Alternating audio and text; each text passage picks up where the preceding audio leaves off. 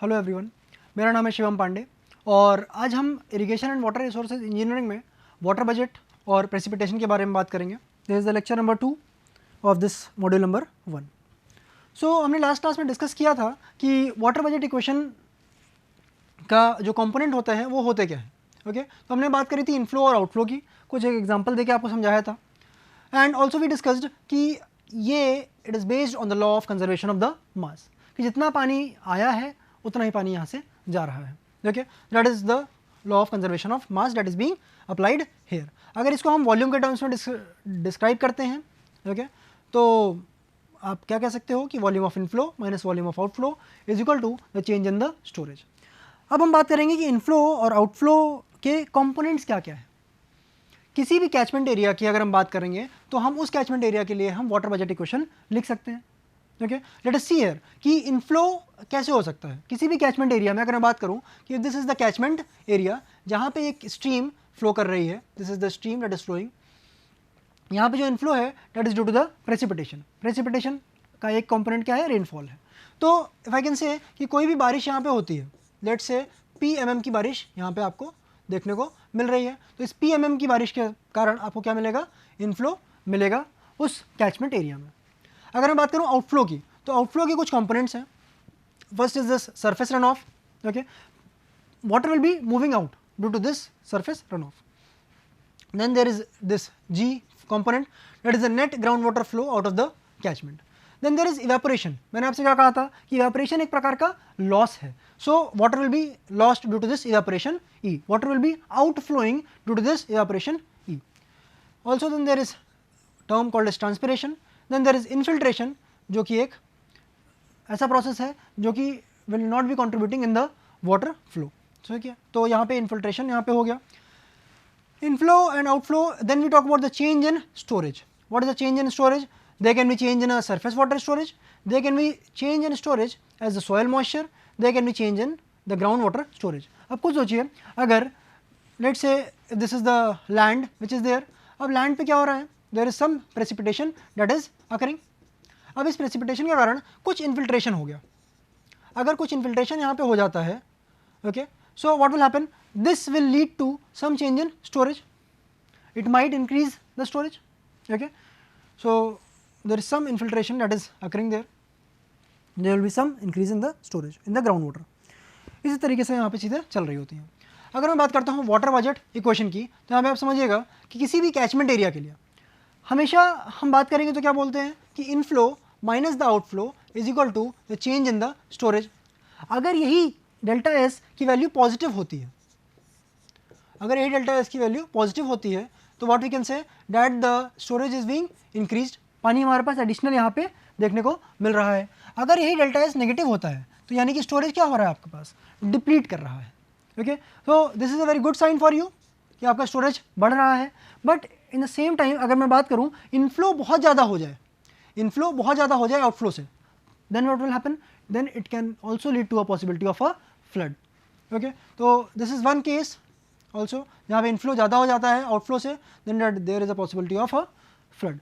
अगर मान लीजिए किसी साल बारिश कम होती है या अदर सोर्सेज से पानी कम आता है, then what will happen, inflow late से बहुत कम हो गया और आउटफ्लो जो डिमांड है लोगों की पानी की वो तो वैसे ही चल रही है, उसमें तो कोई फ़र्क नहीं देखने को मिल रहा है।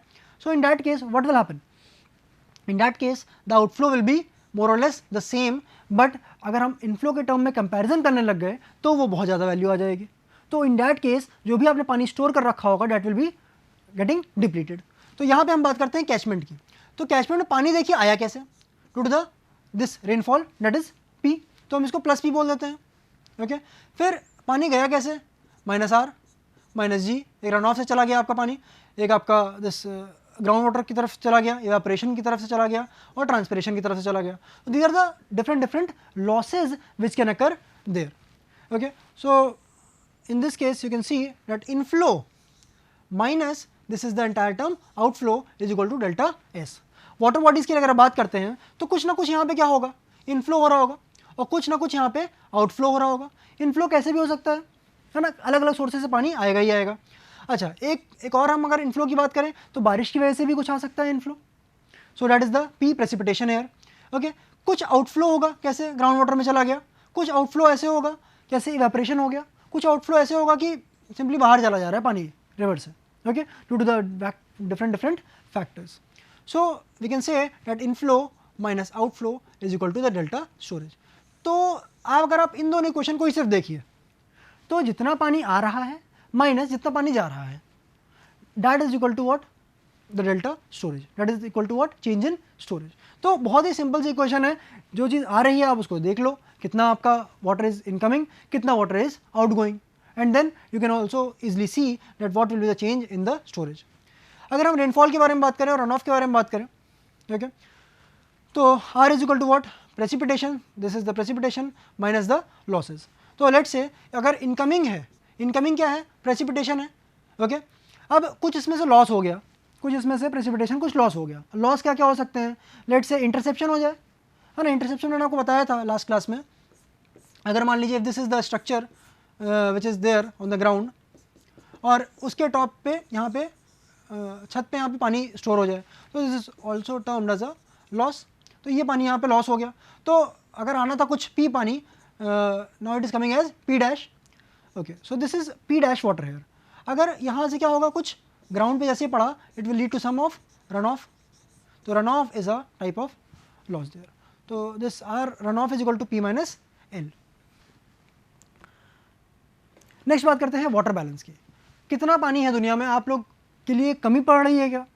तो इसको यहाँ पे अगर हम आगे देखते हैं तो यहाँ पे समझिएगा कि कितना पानी यहाँ पे आपके पास अवेलेबल है पूरे all over the world and in India. Okay, let us see here. Total quantity of water in the world is about 1360 million kilometre cube. लग रहा है इतना बहुत ज़्यादा पानी है, but the thing is a majority of it we can not use. कैसे? Because of this total amount of 1360 million kilometer cube, 97.2% is in the seas and the ocean, जो कि क्या है, saline है, that is saline portion, salty है water, we cannot use it directly. Next 2% is frozen in ice caps, that also you cannot use because you cannot use it for drinking straight away. 0.31% is in deep groundwater. अगर मैं इसको add करता हूँ इन तीनों चीज़ों को तो 99.6% पानी आपके यूज़ का है ही नहीं. Okay, so this is the amount of water that is of no use for the humans. So जो बचता है इसके बाद 0.4% of this amount that is only available to the entire world for use. If you talk about India, India का जो area है, land area है, that is 3.28 million kilometre square. अगर मैं बात करता हूँ एनुअल एवरेज रेनफॉल की तो it is equal to 1170 mm depth.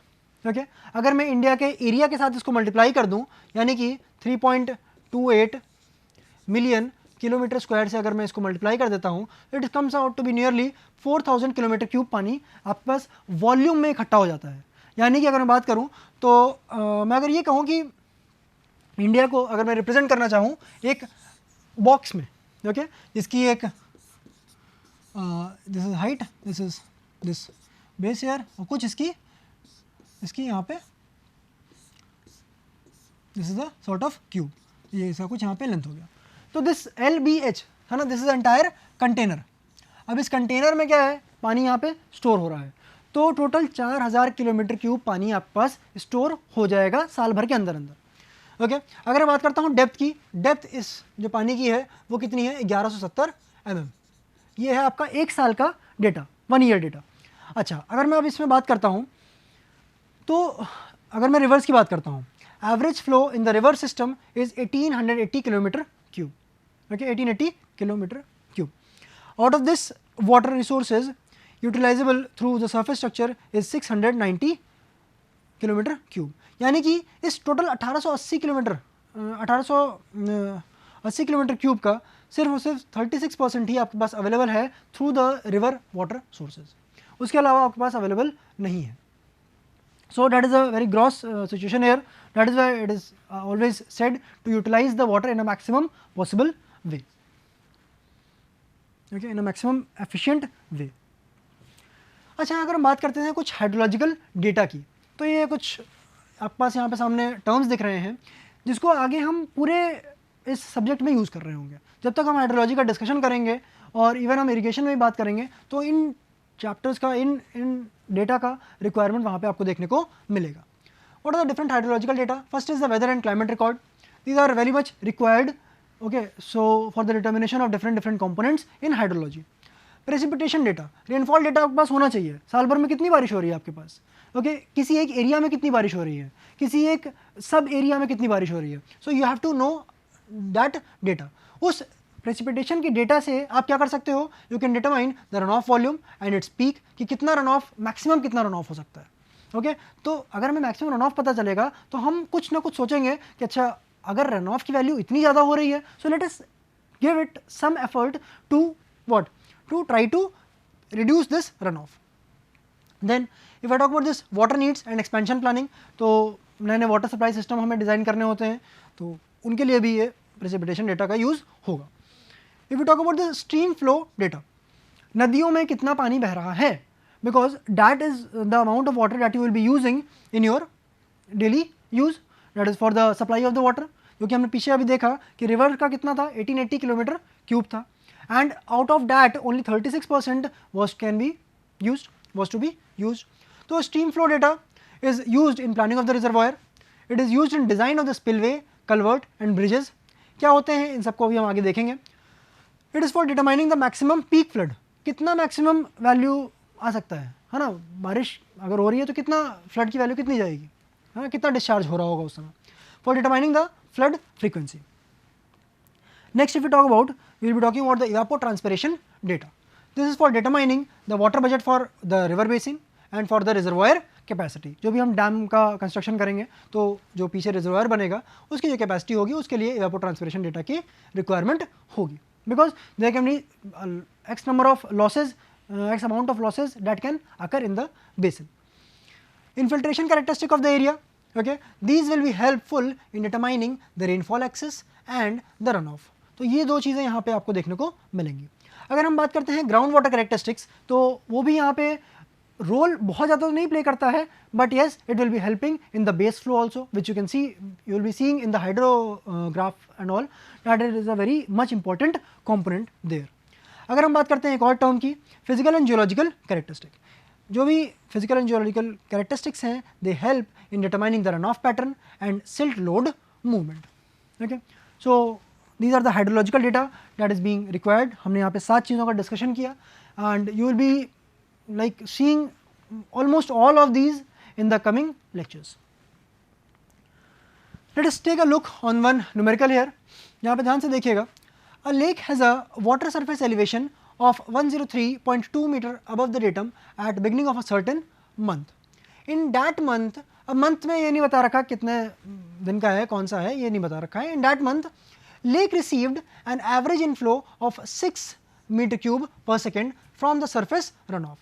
ठीक है, तो इनके पास एक सोर्स आया पानी का. अब देखिए, ये आपको यहाँ पे समझना चाहिए क्या, कि ये कुछ वाटर बजट टाइप का क्वेश्चन यहाँ पे लग रहा है, because there is some inflow and there might be some outflow of the water. Now see, in the same period average outflow from the lake was 6.5 metre cube per second.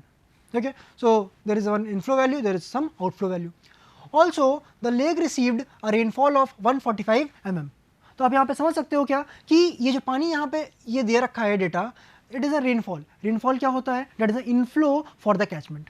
Okay, and evaporation from the lake surface was 6.10 centimeters. So that is an outflow. Okay, because evaporation is a type of outflow from the lake. Calculate the water surface elevation at the end of the month. Average lake surface area is 5,000 hectares. Assume that there is no to or from groundwater contribution in the storage. तो यहाँ पे आपको ये समझ में आना चाहिए कि ग्राउंड वाटर की कोई बात नहीं करी गई है. इन्होंने इनफ्लो और आउटफ्लो का डेटा आपको यहाँ पे दे रखा है. Okay, it is being asked कि वाटर सरफेस एलिवेशन में कितना बदलाव आएगा. लेट्स से लेक है, दिस इज द लेक, और इसका वाटर सरफेस एलिवेशन अगर मैं कहता हूँ कि ये डेटम है, ओके, अगर ये डेटम है, तो ये lake surface elevation is what, 103.2 metre. अगर मान लीजिए इनफ्लो आउटफ्लो से ज़्यादा होता है, if in this case inflow is greater than outflow, what will happen, it will lead to a change in the storage. Storage value बढ़ जाएगी, पानी का वॉल्यूम लेक के अंदर बढ़ जाएगा। जैसे ही पानी का वॉल्यूम बढ़ेगा तो आप उसको रिलेट कर सकते हो किसमें, डेप्थ के रूप में। तो यहाँ पे जो वाटर लेवल है, this level will rise up, तो ये लेवल कहाँ चला जाएगा, इस लेवल पे चला जाएगा। तो this will be the this height change. Okay, तो इसी की बात कर रहा है कि calculate the water surface elevation at the end of the month. अगर मान लीजिए आउटफ्लो ज़्यादा होता है इनफ्लो से, तब क्या होगा, स्टोरेज विल बी डिक्रीजिंग। तो यही जो आपका वाटर सरफेस एलिवेशन है 103.2, ये क्या हो जाएगा यहाँ पे, ये यहाँ पे कुछ कम हो जाएगा, and then this will be your new water surface elevation. चलिए हम आगे देखते हैं इस क्वेश्चन में। अब आगे क्या हमें दे क्या रखा है, इनफ्लो में आपको दे रखा है 6 metre cube per second plus rainfall that is also given to you. But rainfall यहाँ पे यूनिट्स कुछ और हैं, है ना, यहाँ पे आपके पास मीटर क्यूब पर सेकेंड में है और रेनफॉल आपका mm में दे रखा है या सेंटीमीटर में दे रखा है। आउटफ्लो की बात करें तो it is 6.5 metre cube per second plus evaporation. Evaporation की भी यूनिट कुछ अलग है। Let us see now the entire thing here. सबसे पहले हम बात करते हैं इनफ्लो की। तो इनफ्लो कितना है, 6 metre cube per second and the rainfall. Okay, तो देखिए 6 मीटर क्यूब पर सेकेंड को तो ठीक है, आप इसको कन्वर्ट कर सकते हैं, है ना, because the data is given for the entire month. अच्छा, मंथ की अगर हम बात कर रहे हैं तो आप जनरली 30 डेज का आप एक मंथ अज्यूम करके यूज़ करिए। Okay, 6 metre cube per second, तो इसको आवर्स और उन सब का कन्वर्जन करके यहाँ पे हमने यहाँ पे 30 डेज़ का यूज़ किया है डेटा। तो 30 डेज़ में जो टोटल इनफ्लो है at this rate, at the rate of 6 meter cube per second, it comes out to be 15.552 into 10 की पावर 6 मीटर क्यूब। अगर मैं रेनफॉल की बात करता हूँ तो रेनफॉल समझिएगा 145 mm की रेनफॉल हो रही है, यानी कि 0.145 मीटर की रेनफॉल आपको देखने को मिल रही है।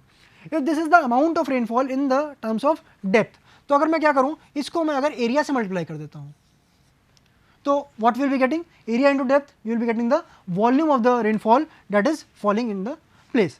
तो एरिया की बात करें तो एरिया कितना दे रखा है आपको क्वेश्चन में, 5000 हेक्टेयर्स। तो 5000 इंटू 10 की पावर ऑफ 4 मीटर स्क्वायर, है ना। अगर आप हेक्टेयर को कन्वर्ट करना चाहते हैं तो 10 की पावर ऑफ 4 से मल्टीप्लाई कर देंगे।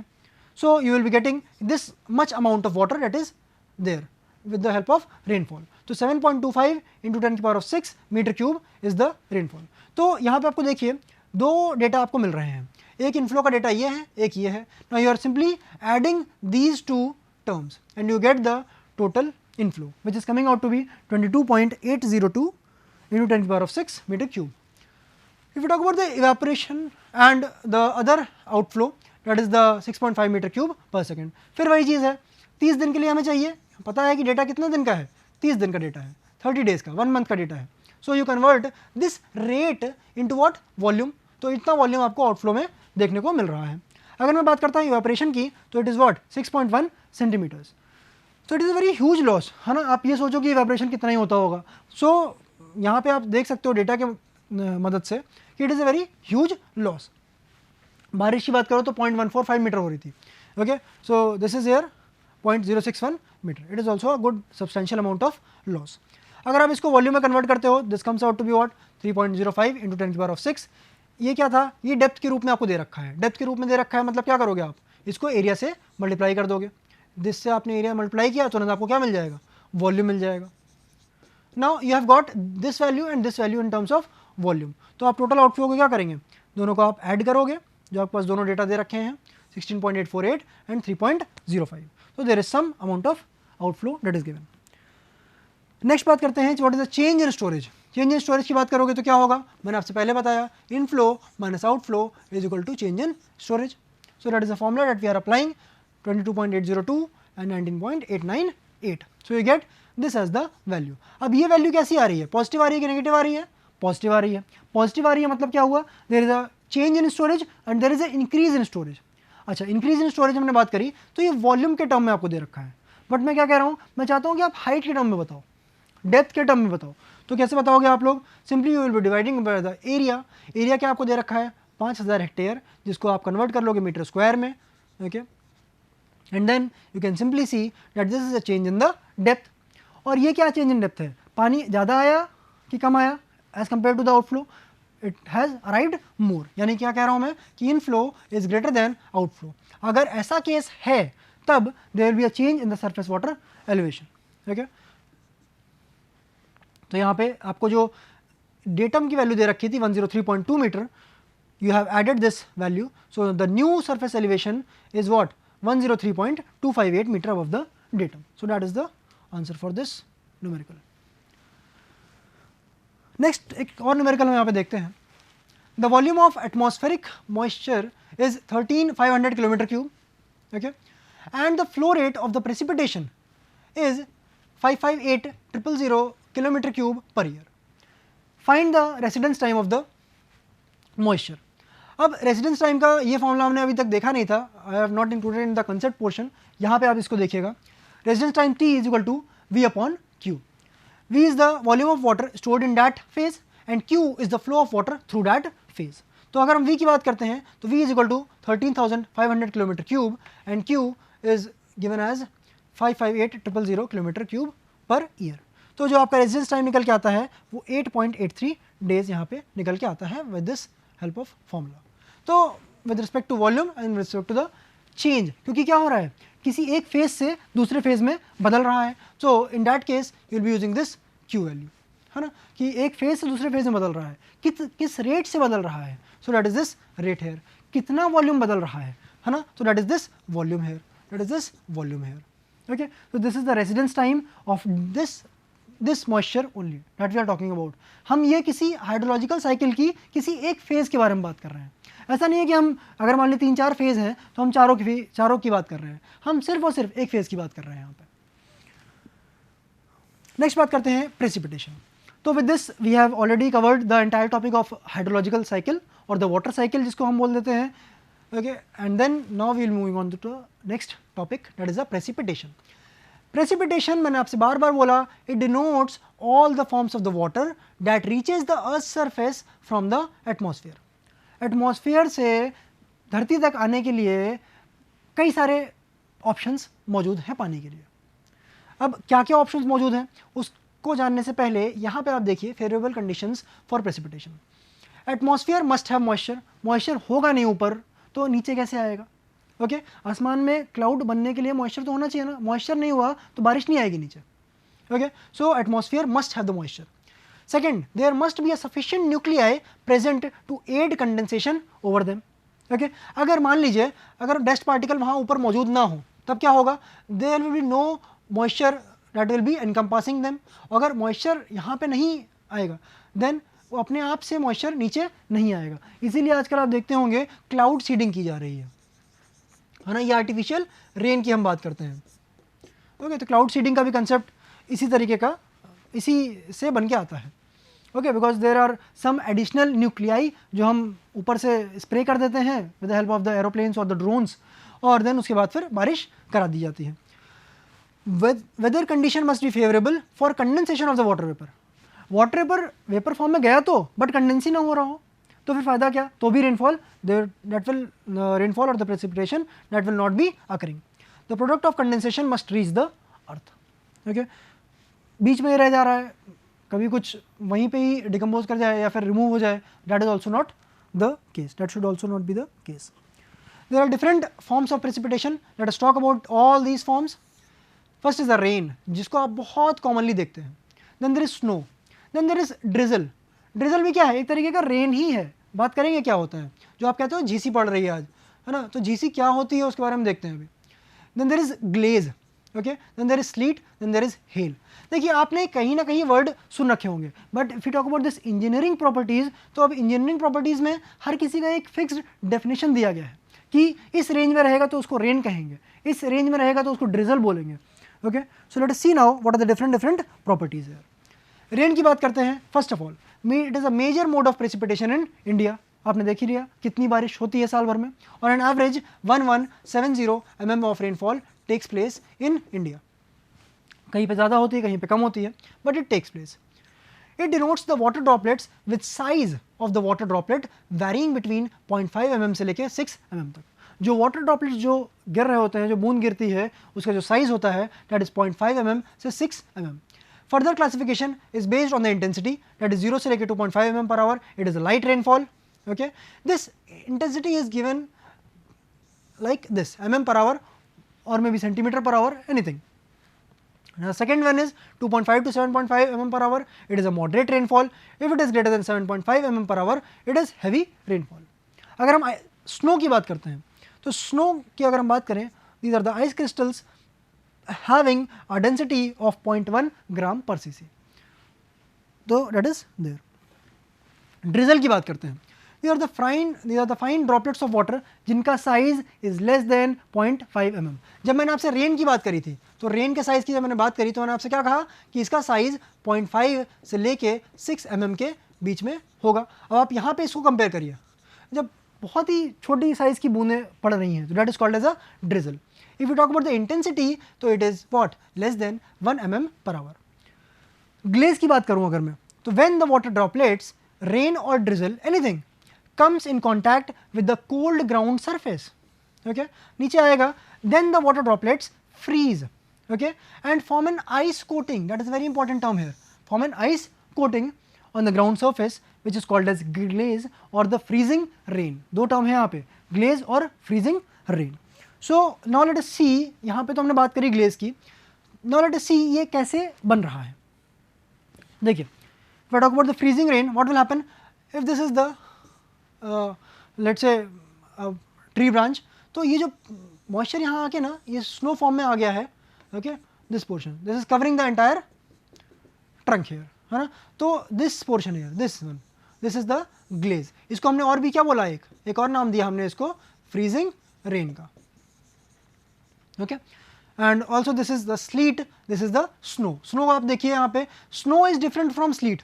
स्लीट देखिए, स्लीट यहाँ पे ट्रांसपेरेंट है, okay. If we talk about slow is not transparent in nature, okay. Snow का आपको यहाँ पे वही बात करी. Sleet की बात करते हैं, these are the frozen rain drops of transparent nature. तो sleet और glaze अलग अलग हैं, sleet और rainfall अलग अलग है. तो आप समझ रहे हैं यहाँ पे कि जितने भी हमने 6 टाइप के precipitation की बात करी, these are all different types. They are not the same, okay. They are differing in some or other property. अगर हम हेल की बात करते हैं, these are the lumps of ice whose size is greater than 8 mm. As per international standard, if size is greater than 5 mm, it is called as a hail, and if the size is less than 5 mm, it is called as a ग्रोपल. तो ये दो चीज़ें आपको यहाँ पे देखने को मिलती हैं. तो अगर हम हेल की बात करें, पहले हम स्लीट देख लेते हैं. यहाँ पे स्लीट इज व्हाट, मैंने आपसे क्या कहा, these are of transparent nature. कौन सी, frozen rain drops, okay, they are the frozen rain drops. अगर हम हेल की बात करते हैं तो यहाँ पे देखिए दो हैं, एक this is there and this small one is there, okay. तो यही चीज़ है, यहाँ पे हमने दो टर्म की बात करी, क्या, एक हमने बात करी हेल की, एक हमने बात करी ग्रोपल की, okay. These are the two things which you can see here. Types of precipitation की अगर मैं बात करूँ, बारिश कितने प्रकार की होती है, किस तरीके से होती है, major they are the 3 types of precipitation. First is the orographic, second is the convective, third is the cyclonic rainfall और precipitation. अगर मैं orographic की बात करता हूँ तो orography यहाँ पे आप देखिएगा, orographic में क्या होता है, अगर मान लीजिए if there is some mountain, यहाँ पे एक mountain आ गया, अब क्या हो रहा है, यहाँ से तो पानी कहीं से ओशन से आया and then what happens, this is a moist air, अब ये क्या होगा, ऊपर जाएगा, when it moves up it will be forming a cloud और यहीं पे फिर ये क्या करेगा, this will be causing the rain. तो बारिश इधर साइड तो होगी बट ऑपोजिट साइड में कोई भी बारिश नहीं होगी, तो इसको हम बोलते हैं विंडवर्ड साइड और इसको हम बोलते हैं leeward side, okay. These are the 2 terms here. इसलिए कहते हैं मुंबई में बारिश होती है बट पुणे में बारिश नहीं होती है. These are the 2 terms here. Convective rainfall की बात करें अगर हम, कन्वेक्टिव रेनफॉल में क्या होता है, लैंड सरफेस हीट करने के बाद वार्म हो गई, warm will be a lighter air. जैसे ही वार्म एयर रहेगी वो क्या करेगी, ऊपर की तरफ जाएगी, ऊपर जाके वो ठंडा होगा air and then it will be what, forming the clouds and then it will be causing the rainfall. तो that is called as the convective rainfall. अगर मैं तीसरे रेनफॉल की बात करूँ, that is this cyclonic rainfall. तो इसमें क्या होता है, एक कोल्ड मास ऑफ एयर, एक warm mass of air, they both come together, okay, they both collide. What will happen when they both will strike, okay, then the warmer air is what, light, then it will move upward and the cold air will go downside. In that case what will happen, cold air तो यहाँ आ गई but warm air rises up, warm air जाएगी ऊपर, warm air जाके वहाँ पे होगी cold, और कोल्ड होके वो हो जाएगी कंडेंस, एंड कंडेंस करेगी आपकी rainfall. So with this we come to an end of the types of precipitation. Measurement of precipitation we will be covering in the very next class. Okay, thank you.